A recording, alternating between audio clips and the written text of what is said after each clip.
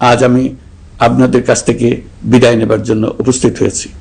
প্রিয় দেশবাসী, শিশু, কিশোর কিশোরী, তরুণ তরুণী, ছাত্রছাত্রী, নারী পুরুষ, নবীন প্রবীণ, আপনাদের সকলের প্রতি আমার আন্তরিক সালাম ও গভীর শ্রদ্ধা।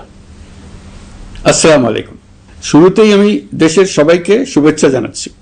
দীর্ঘ 17 বছর পর একটি উৎসব মুখর, অংশগ্রহণমূলক ও শান্তিপূর্ণ জাতীয় নির্বাচন সফলভাবে সম্পন্ন করার জন্য এই নির্বাচনের মাধ্যমে জনগণ, ভোটার, রাজনৈতিক দল, প্রার্থী, নির্বাচন সংশ্লিষ্ট প্রতিষ্ঠান ও আইনশৃঙ্খলা বাহিনী সম্মিলিতভাবে একটি প্রশংসনীয় নজির সৃষ্টি করেছে।